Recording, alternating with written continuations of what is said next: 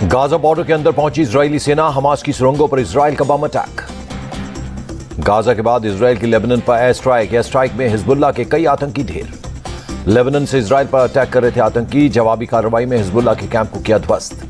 Hamas का बड़ा नेता अबू मुराद मारा गया। गाजा सिटी में वायुसेना का चीफ था अबू मुराद। इजरायल की एयर स्ट्राइक में मारा गया अबू मुराद। इजरायल पर हमले के मास्टरमाइंड में से एक था अबू मुराद।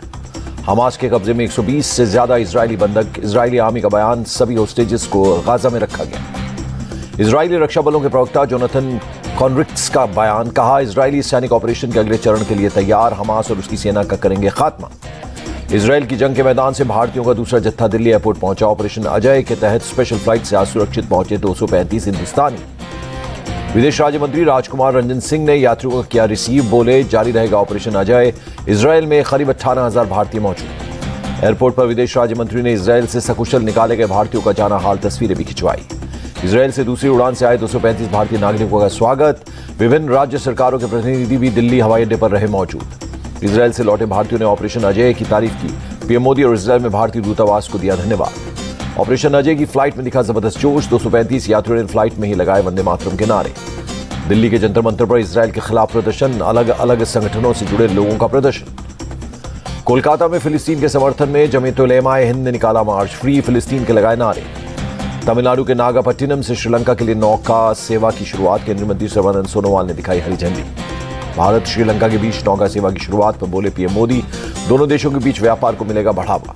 पीएम ने कहा भारत श्रीलंका के बीच राजनयिक और आर्थिक संबंधों में नए अध्याय की शुरुआत, संबंध मजबूत करने में ये मील का पत्थर। दिल्ली में P20 शिखर सम्मेलन का दूसरा दिन, अंतर संसदीय संघ के अध्यक्ष दुआर्टे पचेको के साथ लोकसभा अध्यक्ष ओम बिरला की द्विपक्षीय बैठक। लोकसभा अध्यक्ष ने ब्राजील चैम्बर ऑफ डेप्यूटीज के अध्यक्ष आर्थर सेसर परेरा को किया सम्मानित। भारत के बाद ब्राजील बनाया G20 का अध्यक्ष। P20 समिट के समापन सत्र में बोले लोकसभा स्पीकर ओम बिरला, अंतर्राष्ट्रीय व्यापार बढ़ाने, सप्लाई चेन में लचीलापन लाने पर चर्चा। P20 समिट के दौरान क्राफ्ट बाजार पहुंचे विदेशी मेहमान। सिंगापुर संसद के स्पीकर और डिप्टी हाई कमिश्नर ने लिया जायजा। आईओसी के 141वें सत्र से पहले निनाद लोलोविक से मिले केंद्रीय मंत्री Anurag Thakur. United world wrestling के अध्यक्ष Ninad. Association of national Olympic committee की महासचिव गुनीला लिंडबर्ग से भी मिले अनुराग ठाकुर। मुंबई में हो रहा आईओसी का 141वां सत्र। इंटरनेशनल हॉकी फेडरेशन के अध्यक्ष तैयब इकराम की केंद्रीय मंत्री अनुराग ठाकुर से मुलाकात, कई मुद्दों को लेकर हुई चर्चा। पीएम मोदी ने कहा ट्वीट, उत्तराखंड में किसी एक जगह जाना हो तो कुमाऊं में पार्वती कुंड और जागेश्वर मंदिर जाना चाहिए। प्राकृतिक सुंदरता और दिव्यता कर देगी मंत्रमुग्ध। बेंगलुरु में air chief marshal LM Katre memorial lecture कार्यक्रम, CDS जनरल अनिल चौहान हुए शामिल। CDS अनिल चौहान बोले वक्त के साथ विकसित हो रही हैं आर्म फोर्सेज, ये वक्त की जरूरत है। पाकिस्तान की पंजाब पुलिस का दावा, पठानकोट हमले के मास्टरमाइंड शाहिद लतीफ की हत्या के संदिग्धों को किया गिरफ्तार।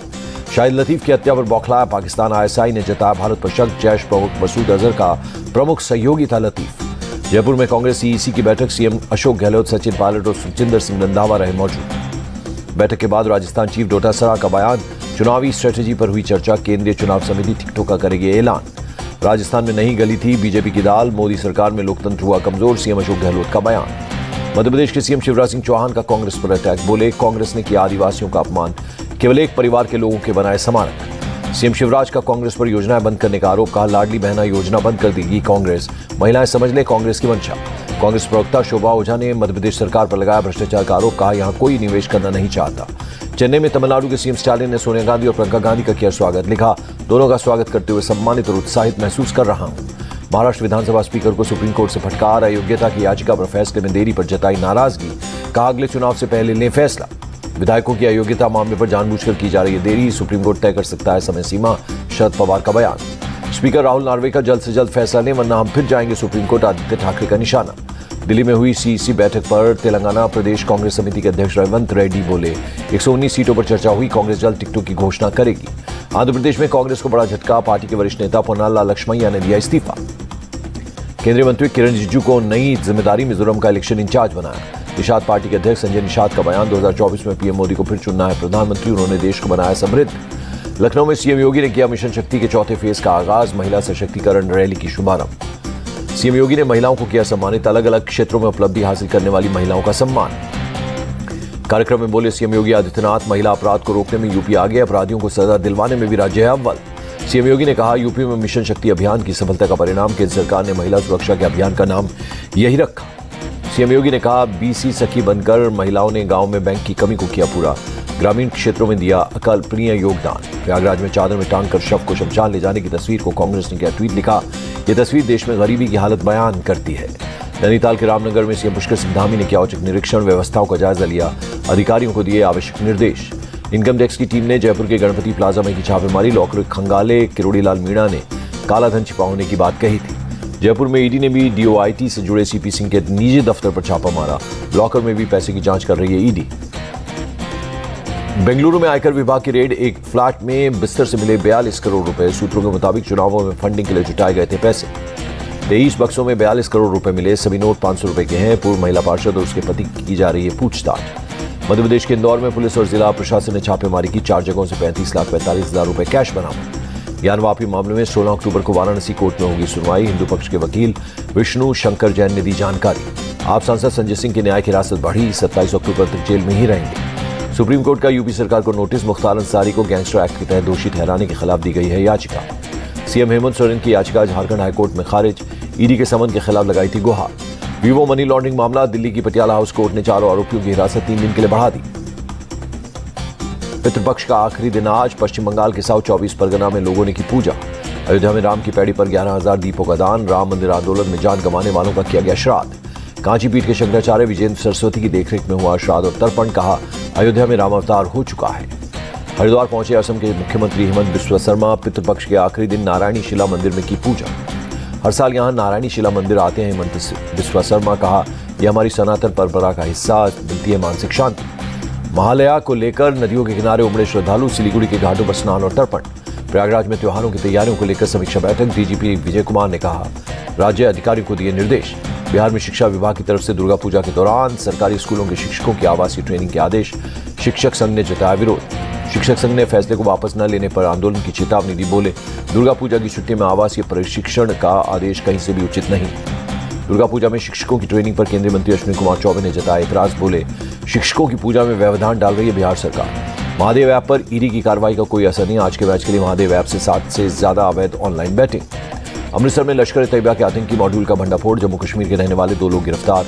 आईडी, हैंड ग्रेनेड, मैगजीन समेत कई हथियार बरामद। गैंगटॉक, कोलकाता समेत 50 जगहों पर सीबीआई की रेड। फर्जी पासपोर्ट बनाने के रैकेट का पर्दाफाश।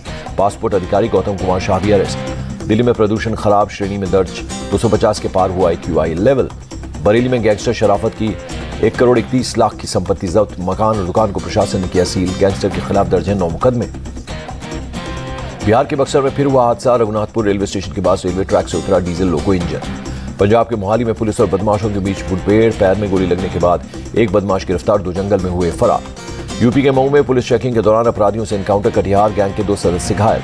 रामपुर कारतूस कांड में सभी 24 दोषियों को 10-10 साल की सजा, 10-10 हजार का जुर्माना भी लगाया। मुंबई एनसीबी ने जब्त किए 135 करोड़ रुपए के ड्रग्स। 3 विदेशी नागरिकों समेत 9 लोग गिरफ्तार। राजस्थान के प्रतापगढ़ में बस की ट्रेलर से टक्कर, 4 लोगों की मौत, 18 घायल। तेलंगाना के संगारेड्डी में एक निजी प्रयोगशाला में रिएक्टर में हुआ विस्फोट, कई लोग घायल। घायलों को इलाज के लिए हॉस्पिटल में कराया गया भर्ती। हादसे की वजह की जांच जारी। पश्चिम बंगाल के हावड़ा में गोडाउन में आग लग गई। फायर ब्रिगेड की 11 गाड़ियां मौके पर मौजूद। हैदराबाद में टीएसपीएससी की अधिसूचना स्थगित होने से महिला उम्मीदवार ने कथित तौर पर आत्महत्या की। लोगों में भारी नाराजगी। बीती रात लोगों ने किया प्रदर्शन, सड़क जाम कर इंसाफ की मांग। राहुल गांधी ने लिखा, यह आत्महत्या नहीं, युवाओं के सपनों की हत्या है। केरल के कन्नूर में बस और ऑटो रिक्शा की टक्कर। हादसे के बाद ऑटो रिक्शा में आग लग गई। आग लगने के बाद मौके पर मची अफरा तफरी। दमकल की गाड़ियों ने आग पर पाया काबू। वलसाड़ में एक कंपनी में लगी भीषण आग, काफी दूर से दिखाई दी लपटें। आग से बड़े पैमाने पर नुकसान की आशंका। आसपास के इलाकों में मची दहशत। हरियाणा के सोनीपत में पिकअप और ट्रक के बीच टक्कर, 5 लोगों की मौत, 15 लोग घायल। मानेसर पलवल एक्सप्रेस वे पर हुआ हादसा। ट्रक ने पिकअप को पीछे से मारी टक्कर। पुलिस ने सभी घायलों को हॉस्पिटल में कराया भर्ती।